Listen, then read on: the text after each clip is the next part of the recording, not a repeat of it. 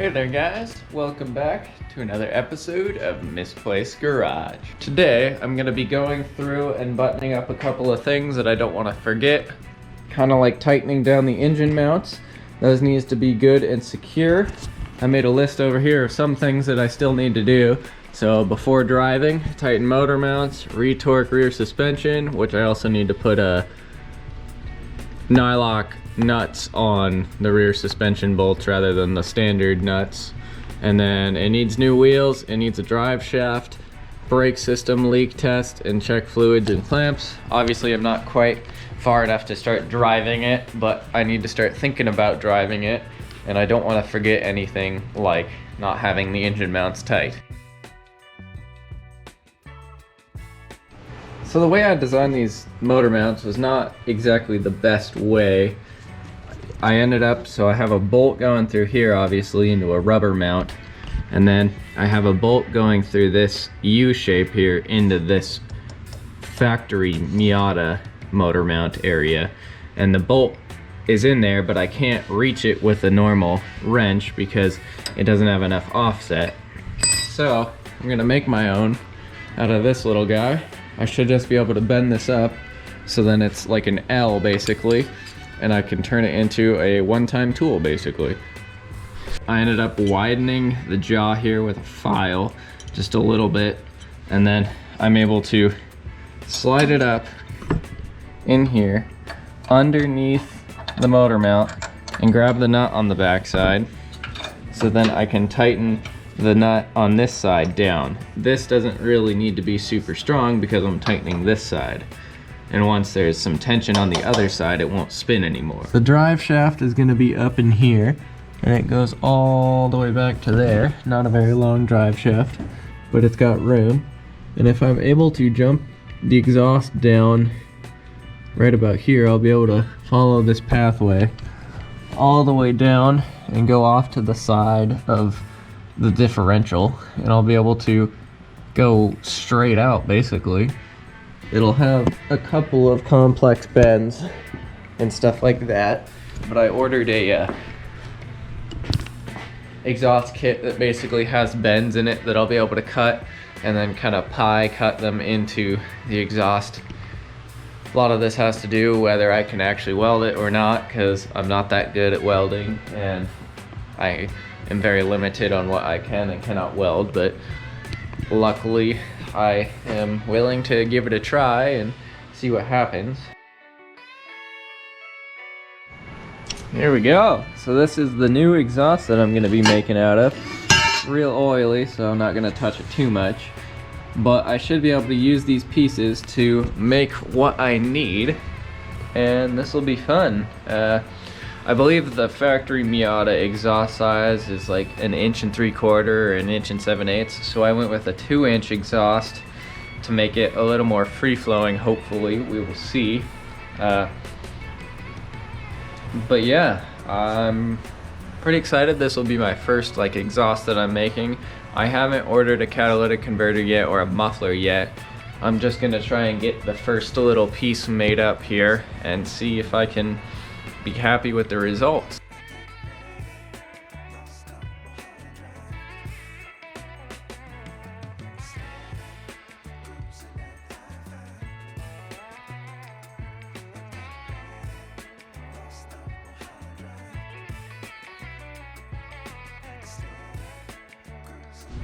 So I have the general shape of it, I just haven't cut out the exact shape.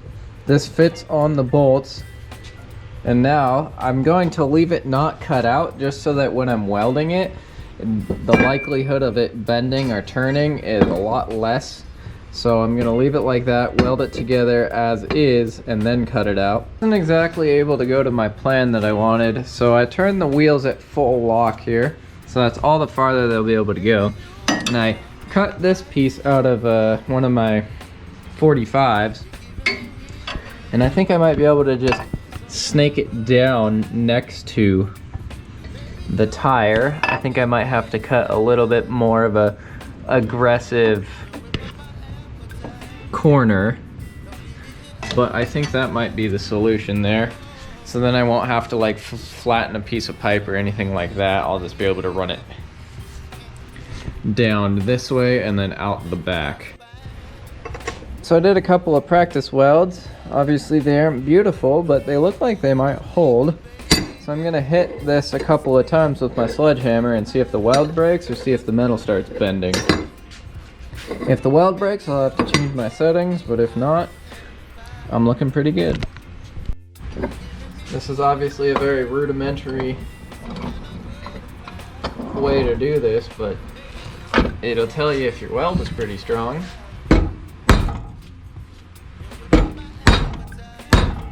Just hitting the metal down.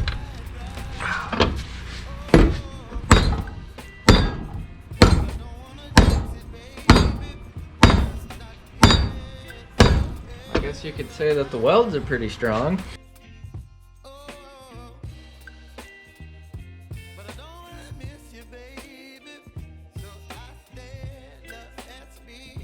Well, here's the first piece to the exhaust puzzle. I know I have to kind of grind that part down, but it fits inside the header tube, so I'm not worried about it yet.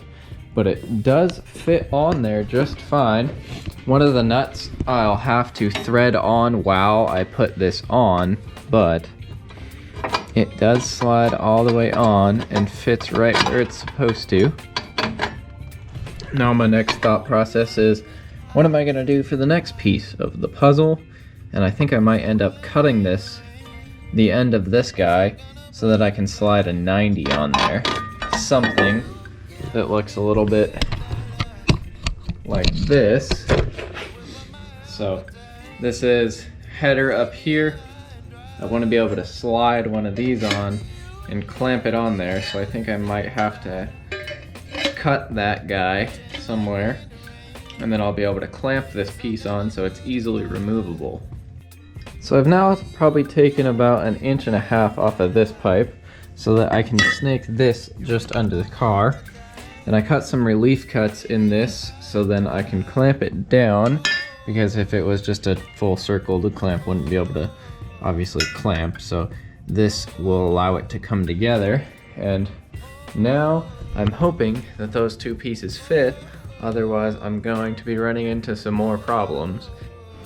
Well, it might not look like a lot, but this has taken me many hours, and I have about a finger's clearance between the tire and the actual exhaust where it turns.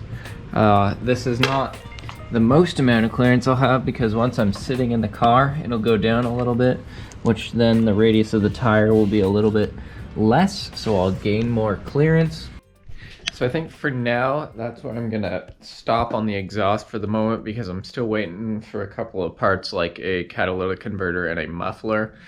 Yes, I am going to be putting a catalytic converter on this car, because I don't think Miatas sound very good when they're straight piped, and I also want one just for smells, because this is a convertible and it's a pretty small convertible. The exhaust is only gonna be coming out like 3 feet behind the driver, so I want to make sure that I'm not going to be smelling like really bad fumes and stuff like that. I mean, I know it's a small thing, but I would rather not smell exhaust, because I have cars like those that smell pretty bad. Well, they don't smell bad, but I guess hopefully you guys understand what I'm talking about. But now I'm going to work on the cooling system, because I should be able to fill it up with some coolant today. I'm going to be taking this apart and disassembling it, and also making a third bracket to hold the radiator up. So I need to work on something like that, but I need to paint the that piece that I put under the car.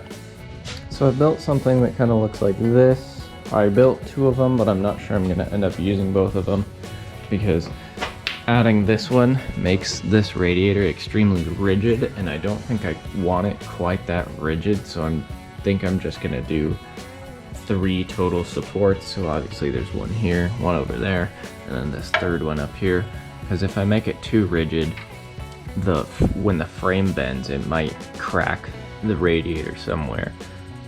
So as long as I have 3 points here, there will be one way of deflection where the radiator can kind of travel into, so that it doesn't break, kind of thing.